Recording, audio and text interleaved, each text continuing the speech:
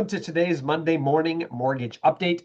My name is Sean Wolland, and today I want you to really take notes because we are going to be going over some very important pieces of your world as far as when you list a property and when you're trying to buy a property in regards to condominiums. So I'm going to show you some things you may not have ever known, some things that can cause major issues within the mortgage world and your customers' world when it comes to properties, their legal descriptions, and the loan products that they are available on those. But first, we're going to get into what's happening with the current markets. So let me go ahead and share my screen and jump right into that real fast. So we've got the mortgage-backed securities taking a little bit of a beating, not much. Um, if you can see right now, we're right above this. I'm going to zoom in on this real fast. We're right above this Fibonacci level. And we tried to go below it. That's a bad thing. We want this to stay above it. Remember before, last week when we connected, I wanted us to have, I got crazy there. I wanted us to stay and go above the 25-day moving average here. I wanted to go above this. And guess what we did? We started the day off above this. We went all the way up to the next Fibonacci level. But then Warsh, our new Fed chair, started getting very hawkish. When I say hawkish, that's like not a good stance when it comes to lowering interest rates and lower mortgage rates and lower inflation. He was very hawkish, meaning he was saying he was taking a stance of we're still way too high on inflation. I still want to get down to the 2%. He really took a stance on price stability and not so much on the jobs stuff, on jobs numbers. He's a very good chair. He's Everyone loves him. Everyone loved what he had to say. The markets didn't like the tone that he had being hawkish. So we started out really good. We went all the way up on after this little wick is right here. And then once he talked, we went all the way through this 50-day, all the way through the 25-day and went below. And then we kind of came up and we ended up pretty low for the day. So that was Wednesday. It was not a good day for mortgage rates. So everyone thought because the Feds did not raise or cut rates, that rates would stay the same. Well, they actually got worse. And it's because of what he said. He's going to be a strict Fed chair. He's going to be not as transparent of a Fed chair. He's going to be very similar to Greenspan, if anyone had followed the Greenspan years. But it's going to be, I think, great for our country. But rates are going to probably stay higher for longer. I don't think they'll raise rates, but it's going to be higher for longer until the inflation can come back down. Now, good thing is gasoline prices, oil prices are in the mid 70s. That's great because they were $125 a barrel a month ago too. It was not good, but now since hopefully there's an Iran agreement, it is coming back down. Gas prices are below $4 again. So that's a good thing, especially before the 4th of July with all the driving that people are going to be doing. The very next day, we got a little bit of a boost, but it came back down. And then today, we're kind of in no man's land, stuck on this on the 25-day moving average. So not the best for this last week. We gained some ground, but then lost it all. So we ended up back to where we were at the beginning of last week. And not terrible as far as where rates are at. Here's the mortgage rates on Mortgage News Daily. So if you want to look at today's rates, you can always look at them here. And our rates mirror these. We're right in line with the markets. So if you look, this is not a good number to look at, but it is what it is. Right around the mid to higher sixes on a standard 30-year fixed. 15 years in the low sixes, jumbos in the high sixes. You can get adjustable rate mortgages a little bit lower. I've got a couple that are locked in the fives right now without points, so pretty good loans. And then FHAs in the low sixes along with VA. So as far as what's happening this week, there's a lot going on Thursday. I'm going to squeeze in on here. Thursday, look at all the stuff that's going on. So tomorrow and Wednesday, not much happening. So we have ADP preliminary estimate coming in on Tuesday, 2-year Treasury auction, not that big of a deal. Short-term money doesn't really affect long-term as much. But the 10-year, and there's a 5-year on Wednesday. If these go bad, though, it's always bad for mortgage rates. Essentially, bonds are the government's way of raising money. They say, hey, public, we need money to spend. We need your money to pay for all of these things we promised you, but we don't have it. So we're going to give you this bond. Can you buy this from us? We'll give you a return of 4 to 5%, and we'll give that to you annually.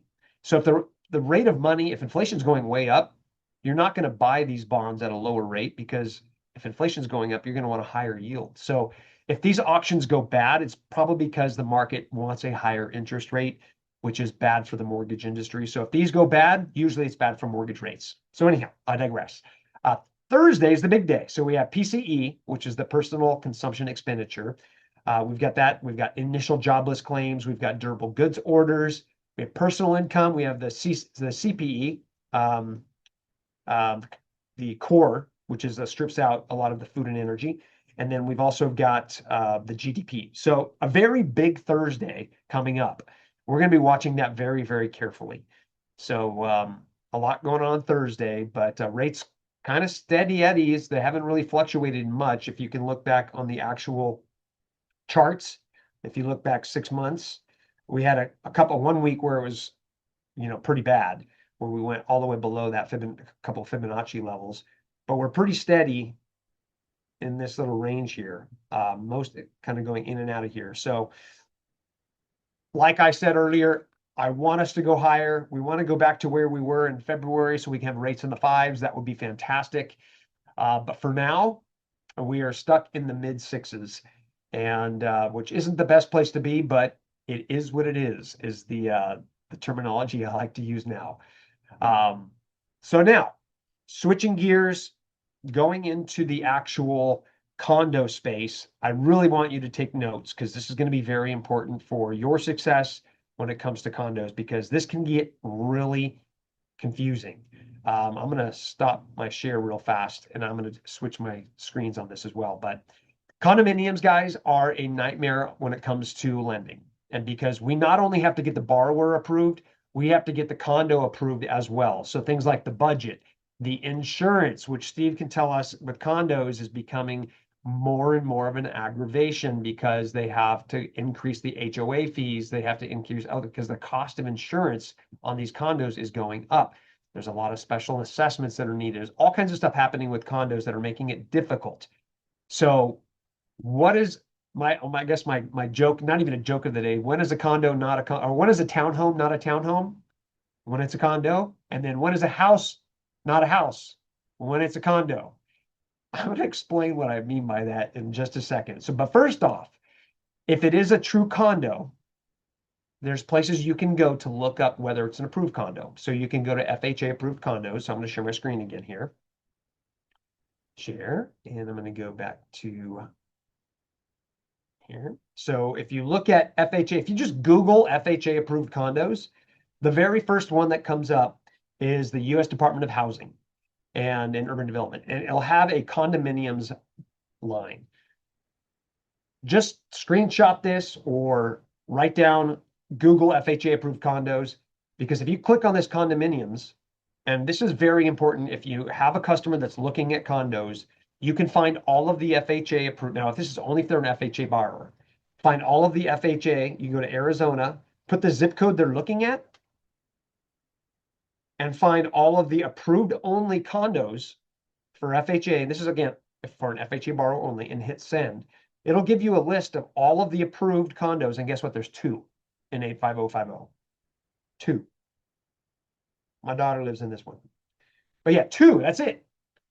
So yes, it's limited. So when you have condos, buyers that are in the condo world that are FHA, go on here, put the zip code they're looking at to get the list of the actual condominium complexes that are FHA approved. Otherwise, you'll be spinning your wheels trying to look at all these homes that aren't approved, and it really is a waste of your time and your borrower's time. So that's one. Now, VA has another website as well. If you go to VA approved condos, it's called a custom condo report.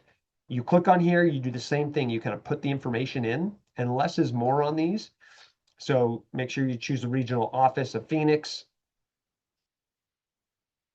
Where are we? Phoenix. Put the zip code or city or state here. Let's just do Phoenix, if I can spell, and then hit submit. And it'll give you a list of the condos that are approved with VA. So if you have a VA, you have an FHA. But what if you're looking at properties and you don't want a condo? You want a townhouse or a single family home. And you think you're safe by looking on the MLS and putting in single family detached home or townhouse and doing a search that way for your FHA buyer, because FHA, you can buy a single family home or a townhouse with no restrictions, or a conventional, whatever it may be. What if you're doing that? Do you really know if that townhouse is truly a townhouse or a condo? Do you know if that single family detached that's being marketed as a single family home, do you know it's truly a single family home? Could it be a townhouse or a condo when it's a detached house? I'm going to show you some examples. Again, I found these in 5 minutes this morning. I'm going to show you some examples of what I'm talking about here because this can make or break your buyer's deal. I'm going to show you this one. Forgive me, I'm using Zillow. I'm not a real estate agent, so I don't have the MLS.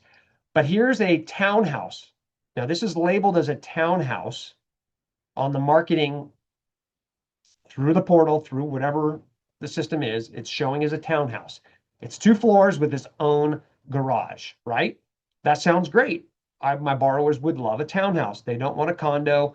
They want a townhouse. They want their own townhouse. That's what they want, right? So if this is an FHA buyer, it's fine. Townhouses are great, right? But is this really a townhouse? I want you, before you list a home or before you look at a home, I want you to look at the legal description on every property before you list it and before you go to it. Because this one, if you look at the tax records, you go in here and you find the deed, click on the deed, then you look at the actual deed itself. What does it say here? A condominium. So if you're looking for townhomes because you don't want to deal with condos, guess what? This townhome is a condominium. Now I can show you 100 examples of this, but I want to show you something that's a little bit more unique. Oh, I didn't even show you this. Sorry. This was what it looks like. I had the wrong screen up. So you go to the property. Here's the townhouse. You go to the county, you pull up the deed. You look at the deed and it says condominium on the legal description. That's what you need to look at. Sorry, I had it on the wrong screen. So you have to look at the legal description because if you're searching for townhouses and it's being marketed as a townhouse, even if it says this is part of the Phoenix townhouse community and it's part of the marketing name for that subdivision, make sure you're looking at the legal description because this is a condo and now you have to do a full condo review and it may not be approved. It might not be an approvable condo. So very, very important. Now, look at this one. This is a single family detached home. It does not share a wall. It is a single family home. So when you look at this listing, you look at it says single family residence, right? Everything about this looks like it's a normal everyday home. Now, you look up the deed on here. Now, here's the giveaway. If it says unit number or lot number like this, your red flag should be waving, like absolutely screaming. It should be waving because that means something else is going on. It's a shared lot of some sort, or maybe it's a lot number. Who knows? How to find out? You go to the county assessor, you look it up, you click on the deed. And what is this? This is a condominium. So if you're thinking your borrower is getting a single family detached home and they own the dirt underneath this property, that is not the case. This is a horizontal property regime. This is a condominium, and it's being marketed as a single family detached home. This will blow up your deal. If this is an FHA approved borrower and they're going for an FHA home and they're looking at single family detached home because they're safe, well, guess what? They're not.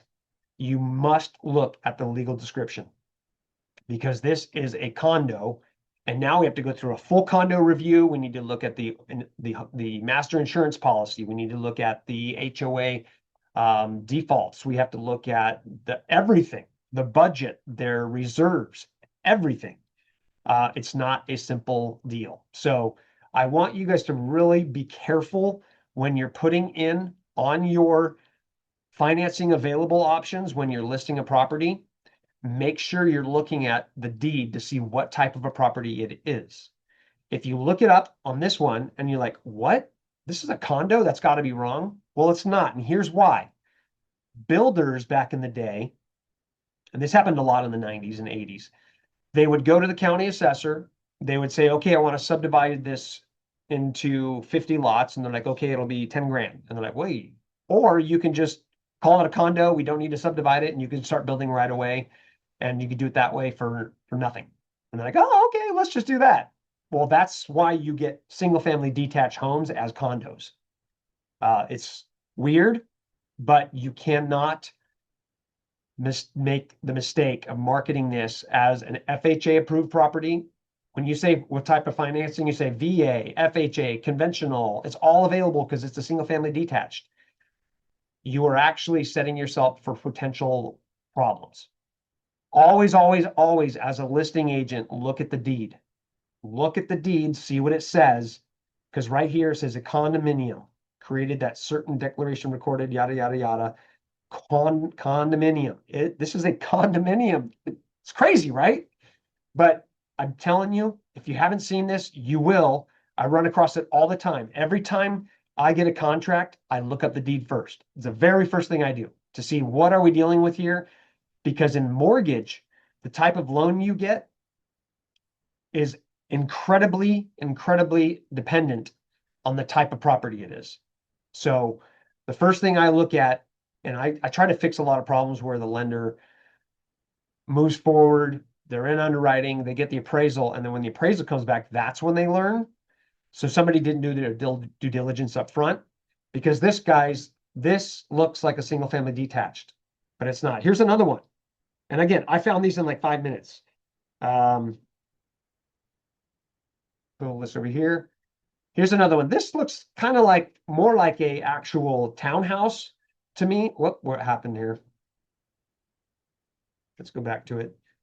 But it's a single family detached, and it's marketed as a single family detached. It's nice. When you look at the exterior pictures, you'll see it's detached. It's kind of a funky home, but this, again, you look up the deed to see what it truly is, because if you go back to the listing, it says single family residence. That's how it's being marketed. HOA, there's no HOA. This is a really weird one, guys. But again, you have to be careful. You have to look at the deed on these listings, and for your buyers or for your listings, because you look at the actual deed on this, and what does it show? It's a condominium. There's no HOA. How is that possible? Well, this is going to be funky for the lender. I promise you that. So you look at the actual deed, and you'll see the zoning of it. You'll see the plat. You'll see it all. Very unique property. Could have some big problems with financing.